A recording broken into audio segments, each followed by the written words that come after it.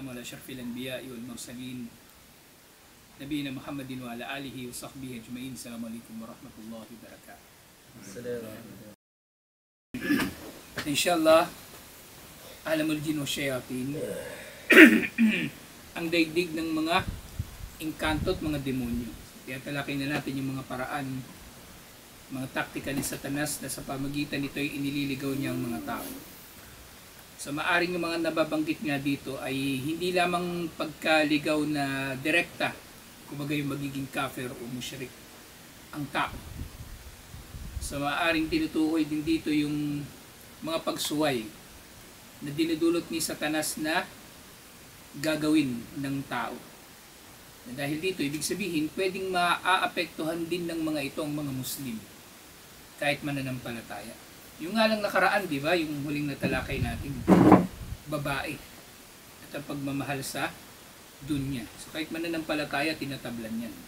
Kahit mananampalataya, tinatablan yan. Nagkakaroon ng pagnanasa sa mga babae at sa yaman, sa mundo, nagiging madamot, sakim, mapanghangad, at iba pa, materyoso. Yan nga yung dito sa mundo, alhamdulillah. Bandang huli, yung katulad lagi ko sinasabi, maring mas malaki pa yung reward talaga ng mahirap na nagsasadaka kaysa doon sa mayaman na nagsasadaka. Kasi mahirap. Kapag tumulong yun, halos bigay na niya lahat Pera, halimbawa, di ba? O wala siyang pera. Ano na lang itutulong niya yung yung effort, di ba? Tutulong na lang siya sa kanyang mga kapatid sa pananampalataya. So, pwedeng ganun yung mangyayari. Na din kumbaga sabi nila yung oras kasi kung sa value ng pwedeng ilaan ng tao. Malaking bagay yun oras yung ilalaan mo. Pero maaaring pa nga mas malaki pa rin yung value ng oras kaysa sa pera. Yung tao na naglalaan ng kanyang oras ay mas malaki yung kanyang kumbaga inilalaan kaysa dun sa naglalaan ng pera. Kasi kung pera halimbawa nga, magkano niya lang kikitain o gaano lang niya kabilis kikitain ng anumang pera. Pero yung oras, hindi ganoon.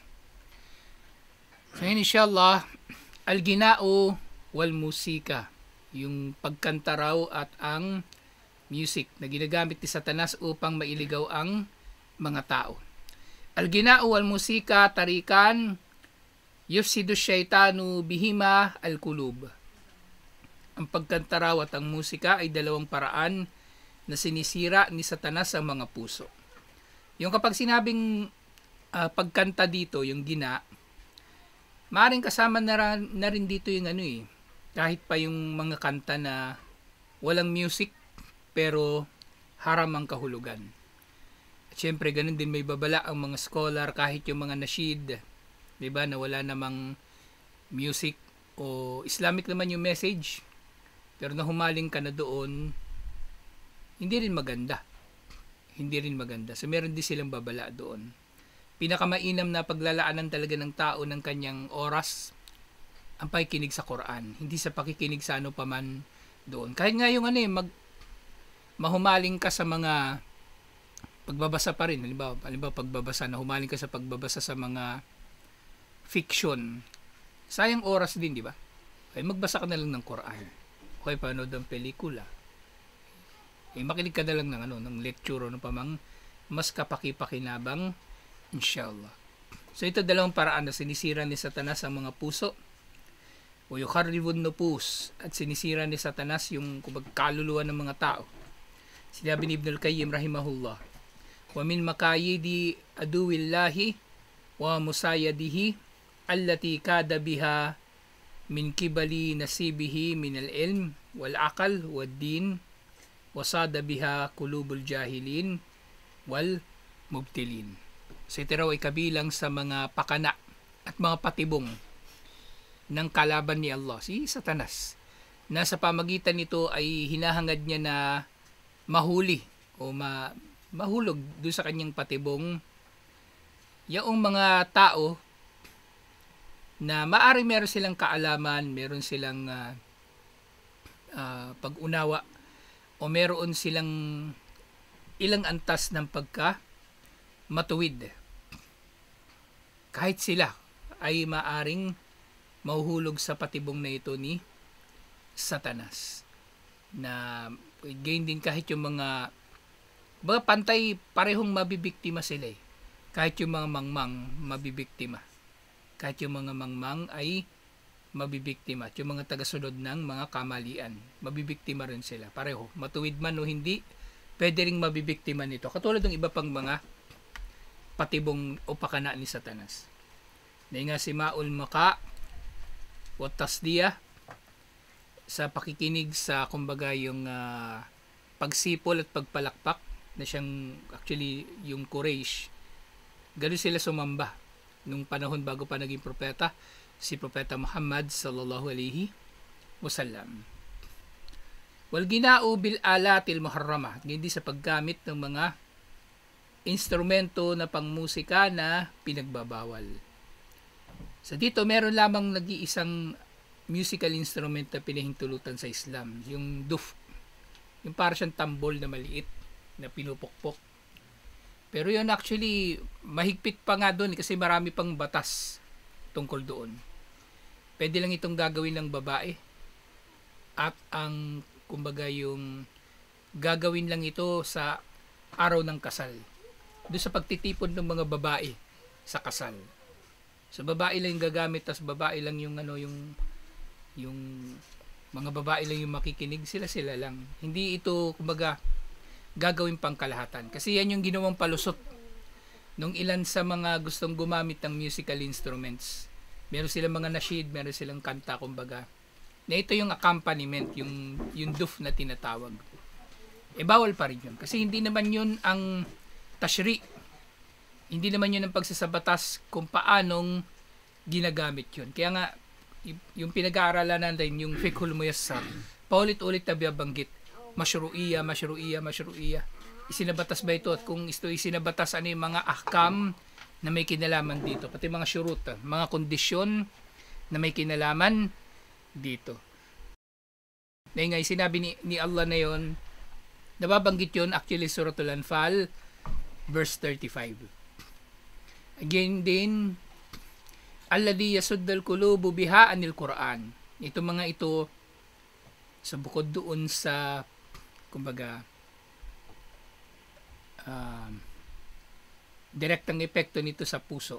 Pangunahin sa mga epekto nito, hinaharangan nito yung tao sa pakikinig sa Quran, pagbumuni-muni sa Quran, pagkuha ng kaalaman o ano pa mang aral mula sa Quran. Kasi ginagamit mo yung oras mo eh. Ibig sabihin, kung ginagamit mo yung oras mo sa pakikinig sa musika, ibig sabihin may bagay na hindi mo ginagawa. May ibang bagay na, kung meron kang ginagawa sa isang oras, ibig sabihin may mga bagay na hindi mo ginagawa sa oras na yun. So yun nga, kabilang dito yung pagharang ng mga ito sa tao sa pakikinabang sa Quran. وَيَجْعَلُهَا akifatun alal fusuki wal isyan. At nagdudulot yung musika kapag yung tao na humaling na rito, para na siyang nag-i-i'tikaf. Pero hindi siya nag-i-i'tikaf sa paggawa ng kabutihan, nag-i-i'tikaf siya, nananatili siya sa pagsuway at paggawa ng kasalanan. Fahuwa Qur'anus Shaitan. So sinasabi nga, kumbaga, bilang analogy, sabi ng mga scholar, kung ang Quran ni Allah, ang Quran ng mga mananampalataya, ang musika, ang Quran ni Satanas. Ang musika, ang Quran ni Satanas. Wal hijabul kathif anir Rahman. At ito rin kumbaga yung harang hijab, yun ang kahulugan kasi ng hijab talaga eh. Harang na kumbaga hinaharangan nito yung mga tao patungo kay Allah subhanahu wa ta'ala, ang Ar-Rahman. Harang na hindi nalalampasan kumbaga. Wa huwa ruqyatul liwat waz zina. Ito daw yung orasyon kumbaga na sa pamagitan nito ay lumalaganap ang kabaklaan o pagiging tomboy, homosexuality at ang zina, pakikiapid at pangangalonya. Yung kasi ito yung nagtutulak sa tao na kumbaga makagawa ng mga kahalayan. Kasi nga yung musika ay epekto talaga nito sa puso. Sa puso. Nga kapag nakarinig ka ng kanta o tugtog na mahalay, edi magiging mahalay ka rin. Kaya nga yung mga mall, wala kang makikitang mall na walang music. Isa lang mall nakita kong walang music Darbacan Mall. O wala pa kasi sarado pa, maaga pa nung dumating tayo dun Pero karamihan talaga ng mga mall may music. At yung music na yun, piling-pili nila yun. Piling-pili nila na magiging pagpasok mo sa mall, mabango yung maamoy mo, masaya yung maririnig mo, magaan yung pakiramdam mo dahil masaya ka. Uy, ang ganda ng sapatos, magkano yan? 11,000. O to, credit card. Masaya ka O tas may nadaanan ka na naman doon sa kabila. Uy, jacket. Magkano yan? 26,000. Kasi yung music na yung pinaparamdam sa'yo na dapat social ka, dapat ganito ka. Ganun yung ganun yung mga mall. Kontrolado nila lahat. Ultimo kulay ng ilaw. Diba? O ano pa man yung mall maliwanag. Tas pagpasok ka ng diba? Jollibee. Amoy mo agad doon yung Chicken Joy. Diba? Ano nangyari sa'yo? Pasok. O Starbucks.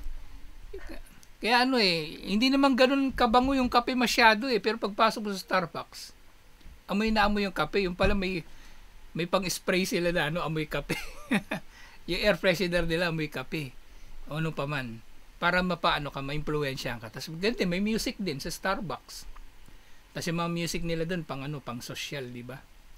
Yung mga mahina lang yun. Minsan mahina lang yung music naman, di ba? Sa mall. Pero nga lang, mahina yun. Pero kahit saan ka pumunta, maririnig mo. Kahit tato ka sa kaloob-looban ng CR, narinig mo yung music. Parang binubulungan ka, bumili ka na. Huwag kang magkuripot. Huwag mong tipirin ang sarili mo. Yun yung mensahe nila. Yun nga, kada bihis syaitanun nufus al-mubtila. So hindi sa pamagitan nito ay nililin lang. Kapag yung pakanan ni Satanas pinapatupad niya doon sa mga kaluluwa na mubtila, yung mga sumusunod sa kamalian. Wahasa na hulaha, makran wa gururan. Sa pamagitan ng mga ito, pinagmumukha niyang maganda yung kanyang panlilin lang at kanyang mga pakana. Diba? Bawo niyan. Yung mga tao, may asawa na, pero gusto pa ni Satanas ng mga lunya. Kaya ngayon, ipaparinig sa Satanas sa kanya yung mga kanta na bakit ngayon ka lang dumating sa buhay ko? May asawa ka na Pwede naman mag-asawa yung lalaking Muslim siguro, di ba? Pwede naman, di ba? Pero sa mga kuffar, halimbawa, yun, paparinig sa kanila. Nasalubong niya yung crush niya nung high school. Maganda pa rin. Tapos biglang tumugtog yung yung kanta. Pwede pala maging tayo kahit pareho na tayo may asawa. Di wala na, nalintikan na. Actually, maraming kantang ganun Maraming ganung kanta na yung mensahe niya, yung may asawa, nagkagusto pa doon sa iba. Maraming ganung kanta, kahit sa English, maraming ganung ganung kanta. Bawo yung it's sad to belong to someone else when the right one comes along. Diba? May isa pa yung terminal. Maraming kanta na ganun yung ganun yung mensahe sa English. Marami. Tapos sa Tagalog may isa pa yung sayang na sayang talaga. Dating pag-ibig na alay sa'yo. Yun ba yun? Yun. Ganun din yung mensahe nun Bakit ngayon lang nagkita kung kailan di na pwede pang magsama. Narinig ko madalas yun sa sa resort. Pag kasi nung nasa Mensahe TV kami madalas kinakanta yun ng mga nagbibidyo ko, hindi ko alam kung bakit. Di ba may mga nagbibidyo ko sa mga resort? Ewan ko bakit paborito nilang kantahin yun. Alam nyo na kung anong kasunod nun.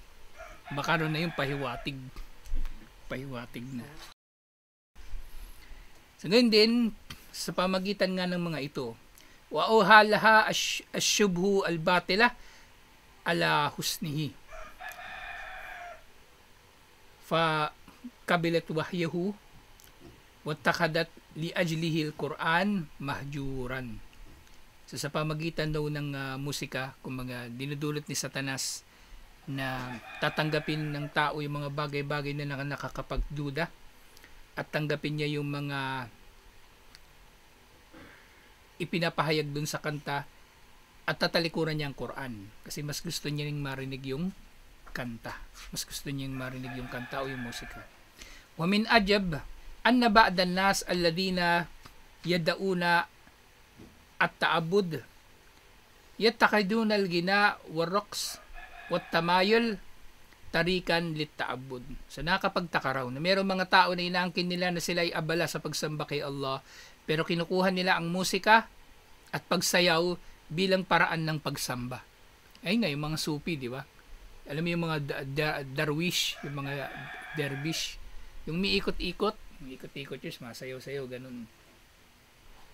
So yung ginawa nila yun na paraan ng pagsamba, yung musika. Yatrukuna sima ar-Rahmani wa yadhabuna ila sima ash-shaytani. Tinatalikuran nila ang pakikinig sa salita ni Allah patungo sa pakikinig sa tugtog ni Satanas. Waqad adda Ibn al-Qayyim li hada sima bid'atu ashara isman. At yung pakikinig sa mga musika ay tinawag ni Ibn al-Qayyim sa napakaraming iba't ibang mga tawag. Halimbawa dito yung allahu, yung paglalaro, allagu, walang kwentang pananalita, walbatilu, kamalian, at iba't iba pang mga pagtawag niya. Ibig sabihin, hindi talaga sinasang-ayunan ng sino mang scholar ang musika. Ganyan nga, ito ay, kumbaga pagpapahayag nila na lahat ng ito ay patunay na ito ay haram. Wa talan nafs fi bayani tahrimihi. So ito ay kumbaga paraan niya na ipahayag na bawal talaga ito. Wa ma fihi min zurin wa buhtanin. Dahil sa anumang nilalaman nito na kamalian at kasinungalingan, faraji'hu in syi'ta. Kaya maaari mong basahin yung sinulat Ibnul Qayyim tungkol dito. Alhamdulillah. Sa panghuli, so bukod doon sa mga musical instruments na malinaw na musical instruments, diba, gitara, piano, yung mga kampana o yung maliit na bell, ano ba tawag doon sa Tagalog? Kililing. Yung gamit ng sorbetero, di ba? Ice cream. Yung maliit na bell. Di ba yung malaki simbahan, kampana, ano tawag? Tiriring. Nag-iba-iba na kasi eh. Kasi pag parang basta, nakalimutan ko yung eksaktong basta pag tililing kasi, baliw yun eh. Pagkabaliwan yun eh. Basta maliit na kampana. Ultimo yun, bawal. Akbar na Rasulullah sallallahu alaihi wasallam annal jaras mazamiru syaitan. Yung bell daw, maliit man o malaki, ay kabilang sa mga instrumento ni Satanas. Iniulat ito ni Imam Muslim. At yun din, walida fa innal malaikata la tashabu rafkata fiha la tashabu rufkatan fiha kalbun wala jaras. So hindi raw sila sumasama sa sinumang tao na mayroong kasama na aso o kampana. Iniulat din ito ni Imam Muslim. So ultimo yun. Kasi ginagamit din naman yun sa music eh. At music din yung lumalabas. Gusto ko nga maglagay nun dati nung yung wind chime, alam niyo yun, yung pag hinangin tutunog. Yung pag ganun siya tas magbabanggaan yung tutunog. Meron ba yung mga ganun, yung parang wala. Oh, hindi na ako gumamit nun kasi ganun din kalalabasan eh, kampana. Kumbaga, sa may di ba? Sa may pinto. Tutunog. Pero hindi na ako Pero siguro gagawin mong alarm. Pero yung ganun na pag hinahangin, hindi na ako gumamit ng ganun. Alhamdulillah. So tutuloy natin ito insyaAllah. Assalamualaikum warahmatullahi wabarakatuh.